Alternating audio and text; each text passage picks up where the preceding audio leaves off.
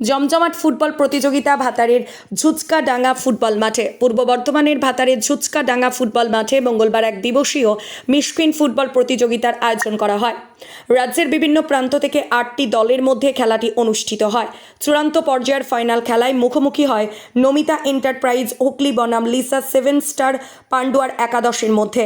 ফাইনালে নির্ধারিত সময়ের মধ্যে গোলশূন্য থাকায় ট্রাইব্রেকারের মাধ্যমে 3 থেকে 2 গোলে নমিতা এন্টারপ্রাইজ হুগলি জয়লাভ করে।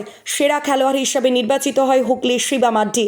বিজয়ী ও বিজিত উভয় দলকে সুদর্শনীয় ট্রফি সহ আর্থিক পুরস্কার প্রদান করা হয়।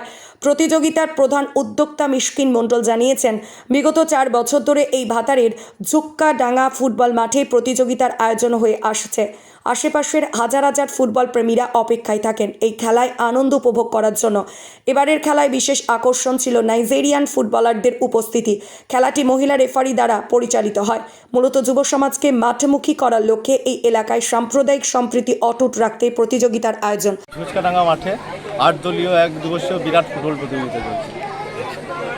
এই ধরনের উদ্যোগ নেওয়ার কারণ কি? প্রত্যেক বছর আমরা এই ধরনের উদ্যোগ নিয়ে সাংস্কৃতিক জগতের সঙ্গে যুক্ত থাকি, যাতে প্রত্যেকটা ছেলে মেয়ে খেলার মাঠে ফিরে আসে। প্রচুর দর্শক আমাদের এখানে আশীর্বাদ করতে আসে, সেই জন্য আমরা এই উদ্যোগ নিই। এলাকাবাসীদের সহযোগিতা কেমন পান? এলাকাবাসী প্রচুর ভালোবাসেন, প্রচুরভাবে সহযোগিতা করেন এবং সকলেই পাশে থাকেন, খেলা দেখতে আসেন। আপনারা দেখতেই পাচ্ছেন কত মানুষের দর্শকের ভিড়। এখন প্রতিযোগিতার ফাইনাল চলছে, কোন কোন দল উঠে? হুগলির সঙ্গে পান্ডুয়া। ফলাফল কিছু এসেছে এখন? এই তো খেলা শুরু হয়েছে, এখনও ফলাফল সুন্দর। খেলার মধ্য দিয়ে কি বার্তা দেবেন সকলের জন্য? সবাই মাঠে ফিরে আসুক, মোবাইল ছেড়ে মাঠে ফিরে আসুক। সকলে মাঠে এলে শরীর মন স্বাস্থ্য সকলেই ভালো থাকবে এবং সকলের বন্ধুত্ব বাড়বে। আমাদের সাম্প্রদায়িক যে বিভেদ সেটা দূর হবে। কোন কোন জায়গা থেকে দল এসেছে? হুগলি, পান্ডুয়া, কাটোয়া, নৈহাটি, বর্ধমান, ঝাড়খণ্ড। আমার নাম মিশকিন মণ্ডল, আমি একজন পেশায় শিক্ষক এবং এই উদ্যোক্তা।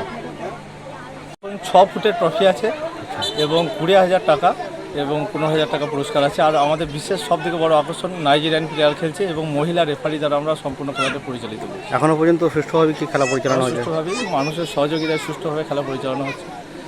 খেলার মধ্যে দেখলাম মিশকিন ফুটবল কাপ, এটা আমাদের এই মাঠটাতে 4টে ফুটবল টুর্নামেন্ট হয়। সকল অধীর আগ্রহ উপেক্ষা করেন যে আমি কখন ফুটবল খেলাটা ছাড়বো।